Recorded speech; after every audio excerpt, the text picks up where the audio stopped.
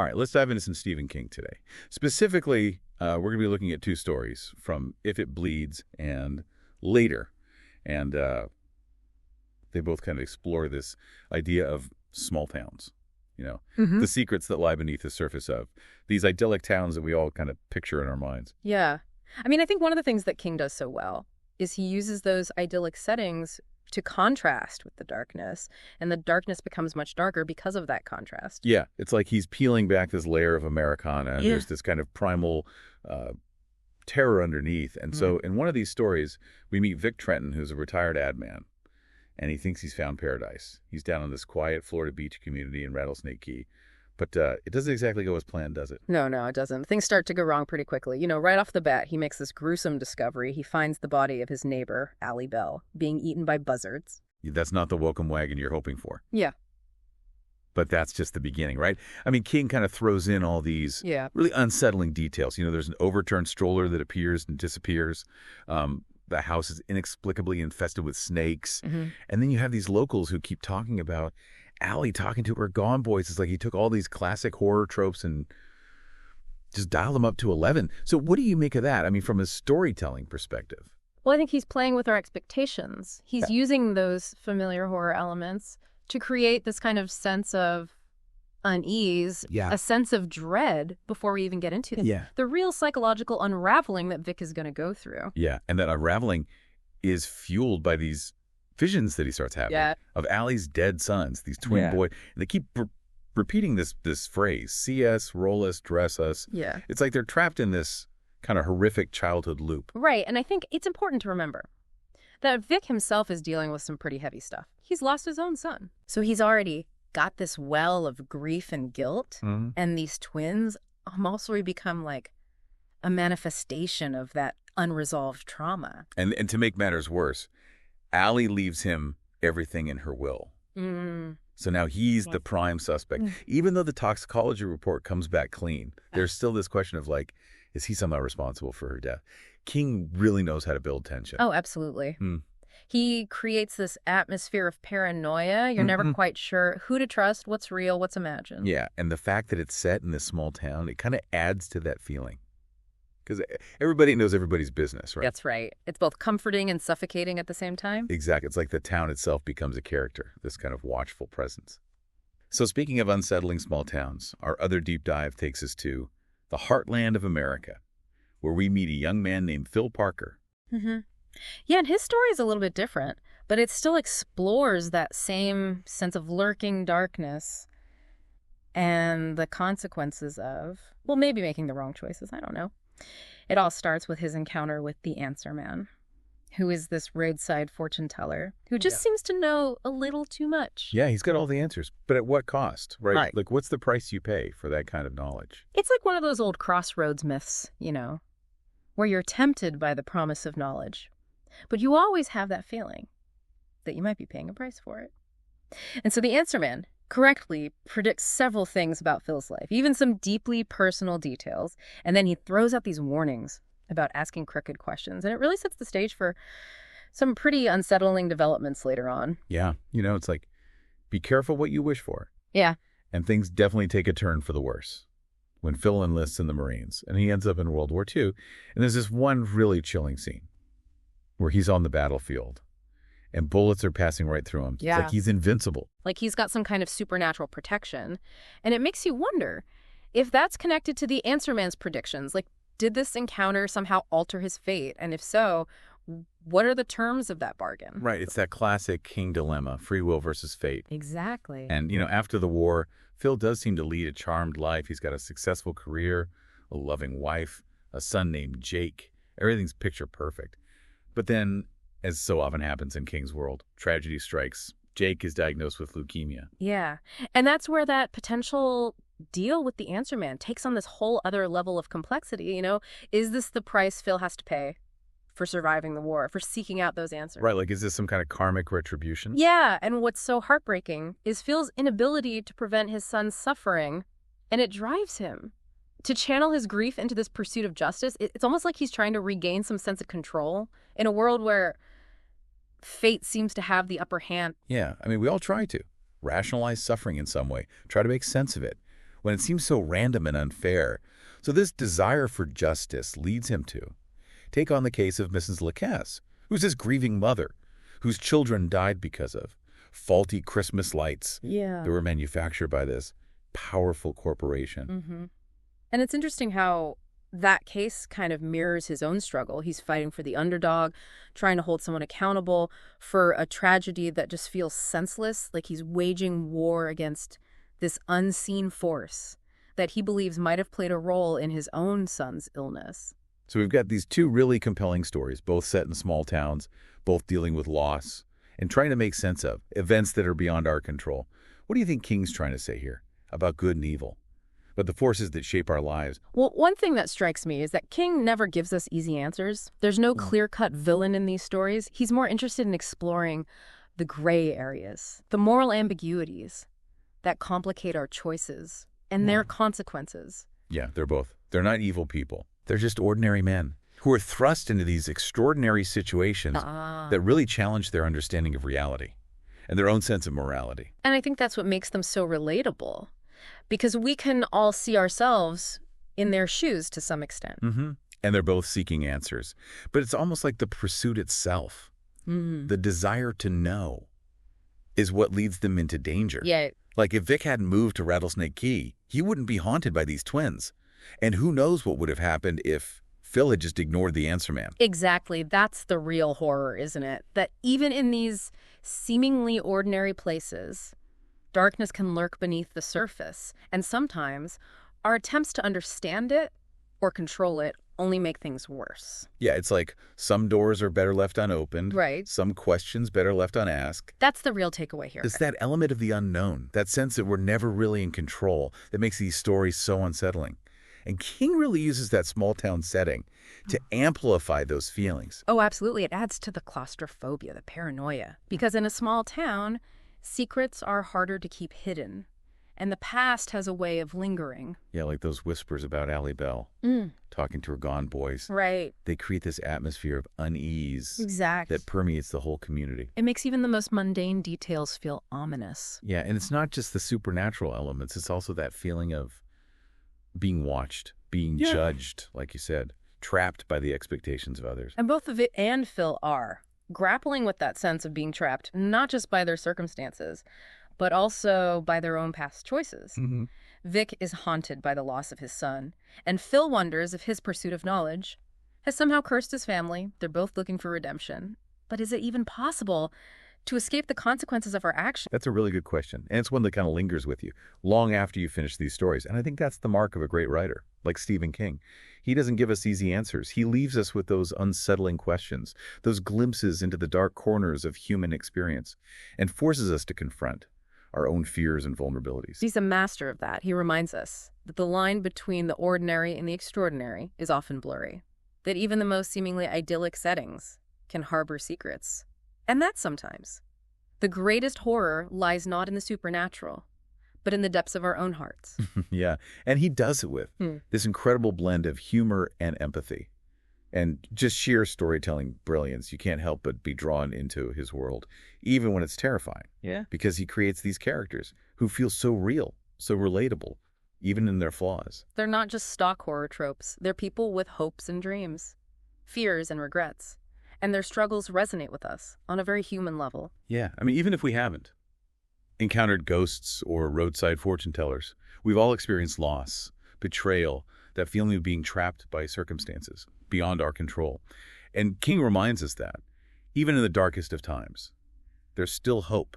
There's still the capacity for love and redemption. And that's ultimately what makes his story so enduring, so uplifting. Even when we're confronted with the horrors of human nature, we're also reminded of our own resilience, our ability to overcome adversity, and find meaning in the face of suffering.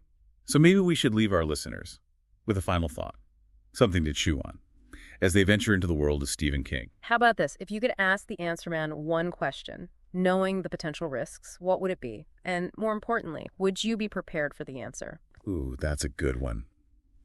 I think I'll stick to reading King's stories and leave the fortune-telling to the professionals. But seriously, if you haven't already, check out If It Bleeds and Later. They're just a small taste of the vast and terrifying universe that Stephen King has created, a world that will both haunt you and inspire you long after you've turned the final page. And remember, sometimes the scariest monsters are the ones we create ourselves. Until next time, keep exploring, keep questioning, and keep diving deep. See you next time.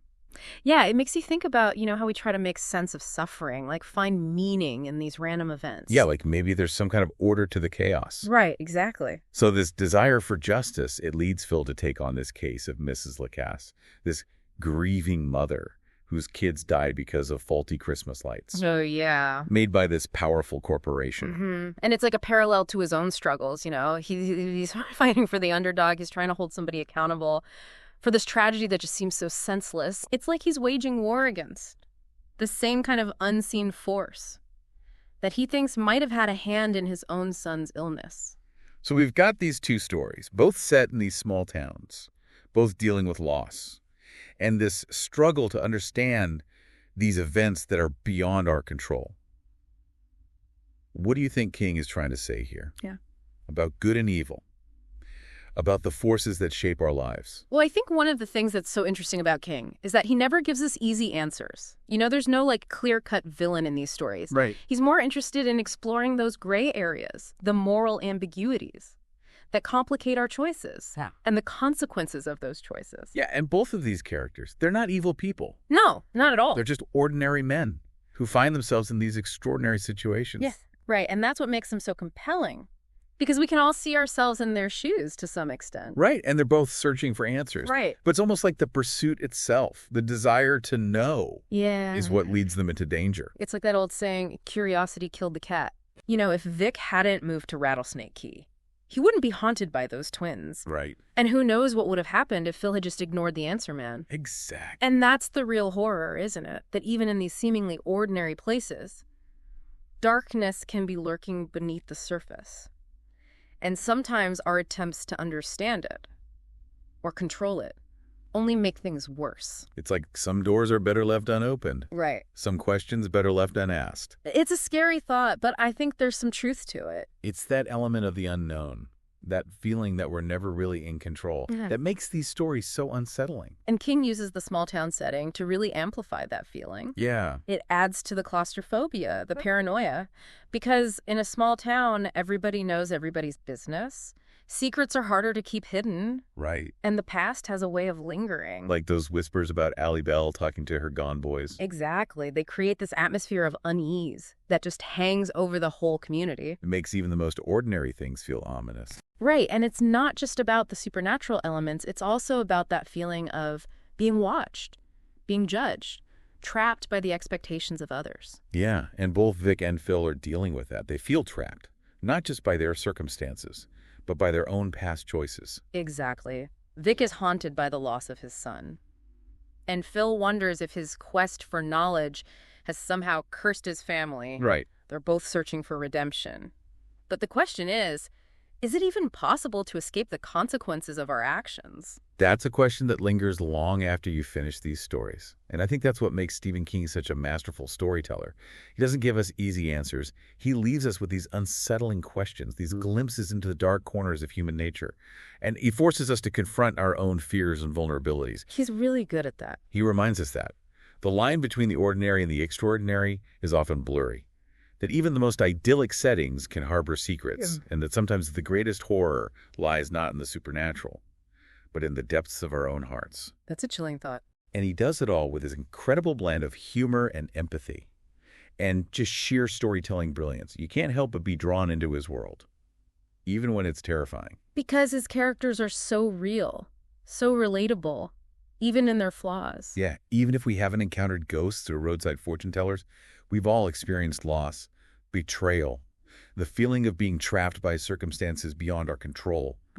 And King reminds us that even in the darkest of times, there's still hope. There's still the capacity for love and redemption. That's what makes this story so powerful, so ultimately uplifting. Even when we're confronted with the horrors of human nature, we're also reminded of our own resilience, our ability to overcome adversity and find meaning in the face of suffering. So maybe we should leave our listeners with a final thought, something to chew on as they venture into the world of Stephen King. Okay, how about this? If you could ask the answer man one question, knowing the potential risks, what would it be? And more importantly, would you be prepared for the answer? Ooh, that's a good one. You know what? I think I'll stick to reading King stories and leave the fortune-telling to the professionals. But seriously, if you haven't already, check out If It Bleeds and Later. They're just a taste of the vast and terrifying world that Stephen King has created. It's a world that will stay with you. Yeah, one that will both haunt you and inspire you. Absolutely. Long after you've turned the final page. And remember, sometimes the scariest monsters are the ones we create ourselves. Until next time, keep exploring, keep questioning, and keep diving deep. Yeah, it's like that curiosity killed the cat thing. They both want to know the truth, but what they find is often more disturbing than the mysteries themselves. And it's not just the knowledge, it's the choices they make. Vic could have just walked away from that house in Rattlesnake Key. He could have ignored the whispers, right? The weird stuff happening. You just get out of town. Yeah. And Phil could have resisted. Asking those crooked questions. But they didn't. And their lives are forever changed because of it. Right. They crossed a line into this world where the rules are different. And there's no going back. Nope. That's what makes these stories so gripping. Yeah. King makes us think about those choices, those temptations. Yeah. And how far would we go? For answers. And he does it so well. Oh, he's a master. The suspense, the clues, you're always guessing. Until the very end. And even then, there's that ambiguity that makes you question everything you thought you knew. It's like there's always something more lurking beneath the surface. Like you've only scratched the surface. And that just makes it even more unsettling. It's like he's inviting us to be part of the story. Yeah. We're not just reading it. We're trying to figure it out right alongside the characters. And that's what makes him such a master of horror. Yeah. He gets that real fear, comes from the unknown.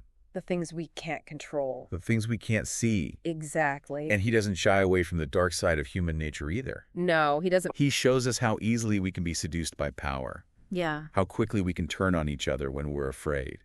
And how grief and guilt can stay with us and shape our choices long after the events that cause them. And he does it all with this amazing blend of humor and empathy. And just pure storytelling genius. You can't help but get sucked in. Yeah. Even when it's scary. Because his characters feel so real. They're flawed. Yeah. But they're relatable. They're human. I mean, even if we haven't met any ghosts or roadside fortune tellers. Right. We've all felt loss, betrayal, that feeling of being trapped by things we can't control. By our own choices sometimes. And King reminds us that even in the darkest times, there's still hope. There's still the capacity for love and redemption. It's a powerful message. It is. And it's what makes his stories so ultimately uplifting, even when they're terrifying. It's like even when we're confronted with the worst of humanity. Yeah. We're also reminded of our own strength, our ability to overcome hardship. And find meaning in the face of suffering. Even in the darkest of times. So what do you say? Should we leave our listeners with something to ponder? Sure. As they head off into the world of Stephen King? Okay, how about this? If you could ask the answer man one question, knowing the risks involved, what would it be, and would you be ready for the answer? That's a good one. I think I'll stick to reading his books and leave the fortune-telling to the experts. But if you haven't already, definitely check out If It Bleeds and Later. They're just a glimpse into the world that Stephen King has created, and it's a world that'll stay with you long after you've finished reading. It's a world full of wonder and terror. Yeah, it'll haunt you. Yeah. But it'll also inspire you. That's the magic of Stephen King. And remember, sometimes the scariest monsters are the ones we create ourselves. Until next time, keep exploring, keep questioning, and keep diving deep.